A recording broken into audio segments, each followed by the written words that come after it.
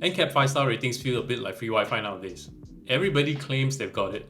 So Tesla says their Model Y is the safest thing since bubble wrap. Meanwhile, the Sealion 7 also proudly wears the 5-star badge. So who's actually safer? Or is this all just clever marketing hiding behind shiny stars? Today, we're going to go beneath the shiny ratings to find out exactly what's going on and also figure out which car you'd rather be in when things get messy. As you can see, both the Model Y and Sealion 7 scored relatively well to land the European 5-star NCAP rating. And as part of the NCAP test, it's broken down into 4 categories: the adult occupant, child occupant, vulnerable user, road users, and also safety assist. But at a glance, you can tell the Model Y actually did significantly better for most of the categories except for one. I also want you to keep in mind that this test was done 3 years apart. NCAP has since actually changed quite a bit of the metrics, and I'll try to highlight it as we go. It's become a little bit more stringent as well. I've also skipped certain sections of the test where I didn't see a direct comparison between the old test as well as the new test. So with that, let's get started with the adult occupant. Just to give a little context, typically with the adult occupant and child occupant test, it involves head-on collisions and side pillar collisions and collisions in general. So I just wanted to give you a heads up. So this is a front collision. If you look closely, one thing that's very apparent is the airbag deployments for the Sealion. For some reason, only the front came on, whereas the Tesla, the windows came on as well. And if you kind of look closely at this one, it seems like the crumple zone is a little deeper for the Sealion 7. As for the child occupant, I don't actually see any discernible difference per se. For the side collision, I think both did pretty well. The Tesla had the entire window popped out, the Sealion pretty much kept it intact. Next is the side pillar collision. It looks okay from the side view, but if you look at the top, you'll notice that the roof of the Sealion didn't crack, whereas the Tesla is completely shattered. That's an interesting one, isn't it? Now let's look at the detailed report. Most of the assessed areas, if you look at it closely, it's pretty much the same for both the Model Y and Sealion. But the one that stands out and they got deducted for quite a few marks was actually the frontal impact. Remember we talked about the crumple zone? I think the Sealion crushed a little bit more into the passenger cabin, hence actually kind of impacted the driver specifically. They obviously also deducted some marks for the rear passenger, which is the child occupant. Although from the image, it looks relatively normal. But yeah, we'll take it as it is. But because of this, it's interesting. The Model Y actually got 36.9 points, and the Sealion got 34.8. But from a percentage perspective, it's 10 points. It's 87 and 97%. Very interesting, the weightage.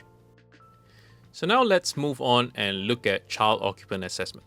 This is the only category that the Sealion 7 did a lot better than the Model Y. There isn't any crash test or collision test in this particular category. It's just really tallying up child safety features. As you can see, the test in 2025 had additional assessments for top tether and child presence detection, but net of it is that the Tesla didn't necessarily have ISOFIX and eye size for the front passenger. Hence, they got deducted quite a bit of points for that. So the next section we'll be talking about will be vulnerable road users. Essentially, it's assessing what happens to the road user upon collision with the car. So we're talking about whether, he or she breaks a leg or, cracks his head open, etc., etc. This section is also the differentiation between the Australian and New Zealand NCAP versus the European NCAP. European NCAP focuses a lot on pedestrian safety, whereas the Australian NCAP focuses a lot more on the occupant. The first thing that stands out is the additional categories, or rather it's broken down a little bit more in depth in the Sealion 7 test. So you can see pedestrian head safety, pelvis, femur, knee and tibia, and also that they actually put a lot more weightage on the impact mitigation. It used to be 18 points, now it's 27 points. So while, the Sealion 7 pretty much fulfills all those categories, I think the one that got docked the most points is the fact that it only comes into operation at 8 kilometers an hour compared to Tesla at 4 kilometers an hour. And naturally, with more speed, that simply means potentially heavier injuries on the pedestrian. As for the windscreen, the Tesla has a lot more red areas, whereas the Sealion doesn't have that. But obviously, the bumper Model Y seems to have done a better job compared to the Sealion. So this is where I don't quite understand. If you look at this image, the Model Y seems to kind of show that the impact is largely absorbed by the windscreen. But if you remember correctly, the diagram actually shows a whole bunch of red towards the A pillar. So if you have any idea how they assess this test, do drop me a comment. But frankly, yeah, it's very confusing. As for the bumper test, to the naked eye, looks the same to me. Anyway, the next table actually shows the automatic emergency braking for both cars. As you can see, the Model Y has got 7.7 of 9 for pedestrian, 9 for cyclists. Unfortunately, they didn't break down the test for Model Y, but I can see for the Sealion 7, they got docked quite a bit of points for car reversing on adult or child running from behind. So essentially, the sensors behind aren't that great. So here are all the videos of those tests. If you look at all the tests, it seems like they have all performed as expected. All except for one test on the Sealion 7 where I thought the emergency braking just kind of hesitated a little bit. Coming up to the last segment, this is where we talk about safety assist. And, it's no surprise that the Teslas blew the Sealions out of the water for this one, literally, because this is all about software. So if you look at the details, especially the total points. So it's 15.7 against 14.3, but the gap in percentage is more than 10 points. So this is very interesting how it is weighted. And if you also look at how it's distributed the points across those different categories, yeah, it's a bit of an odd one, but I'll let you decide what your thoughts are. But personally, I don't think the Sealion did a bad job, but yeah, that's just me.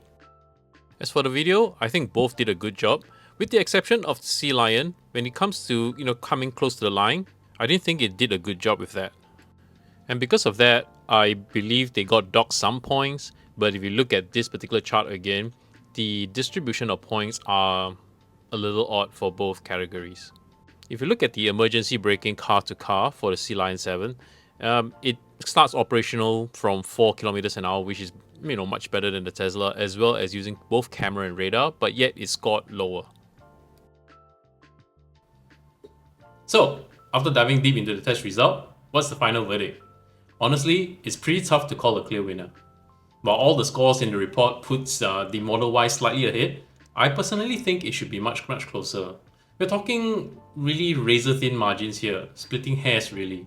Keep in mind, this test actually happened 3 years apart, and with shifting standards and also added assessments.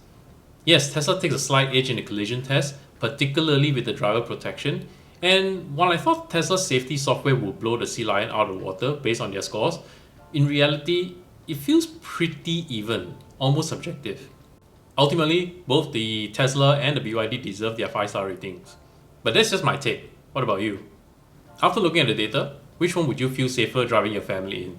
Let me know your thoughts down below, and I'll catch you in the next one.